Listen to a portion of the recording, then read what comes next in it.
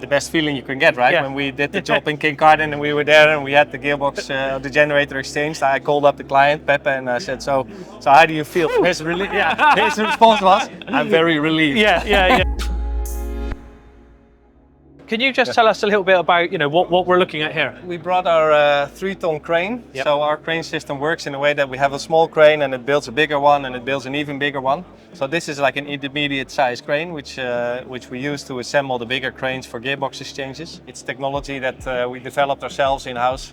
So we own and operate all these cranes and all these assets, and we're providing services with it. So we do not sell these cranes; we just provide it as a lifting service. And I'm looking at, is this a picture of it? Video. In situ?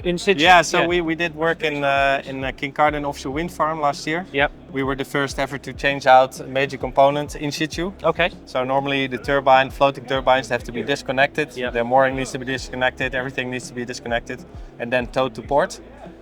That's of course very expensive, very time-consuming, huge carbon footprint. Yeah. And the turbine is off for like 9 months, Yeah. And last year we did the major component exchange in situ, and we just pulled alongside with a vessel and did all the work right there. Yep. And that was a huge step in the industry and a big change in how operations and maintenance can be done. Yeah. So it was a world first, and also there we had a very entrepreneurial client, the owner of the wind farm. Yep. And then they were, of course, open to explore this opportunity. That's what it takes with new innovation. You need somebody prepared to have a go, Yeah. to demonstrate that it works. Everybody wants to be second. Yeah, exactly. Yeah. But you need a few clients that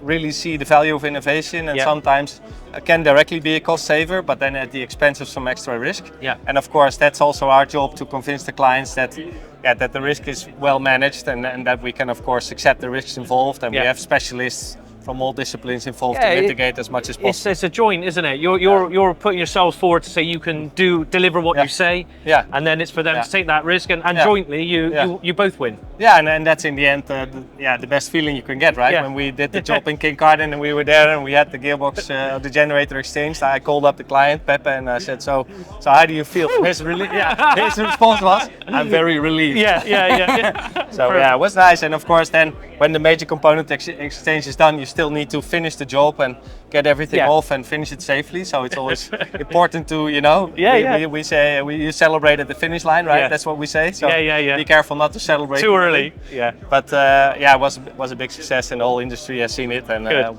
we are proud to have done this. How do you see the market for the next year, 2 years? Are you positive about the outlook?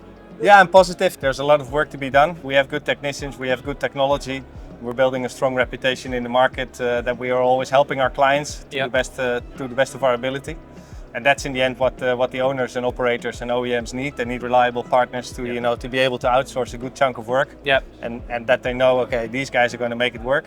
And that's what we do. Two topics that seem to keep coming up. Yeah. AI. Do you see the advancements of AI affecting what you do, or an enhancement? Yeah, a bit indirectly in the way that our clients are using it a lot. Yep. And they are better at predicting failures. Okay. And that kind of spirals down into the supply chain, that logistics are being optimized and that it's easier to plan work for us, right? I mean, in our case, it's heavy lifting, it's heavy machinery. Of course, we make use of some AI tools here and there, like everybody, like yourself and everybody. But on the execution of our work itself, it doesn't have a big impact. No. But on the client side, and like I said, scheduling the work and knowing what kind of work is coming up, and data analysis on failures of gearboxes, generators, that's really changing how things are planned and how everything is optimized. Trump's tariffs. Do you see that really affecting market expansion? America was a good future target market for us, right? Yep. I mean, the first wind farms are being put up, and there's some work there which will still happen. On the other hand, like the big floating projects and so on, I see they're being pushed out, or I don't know if it's ever going to happen.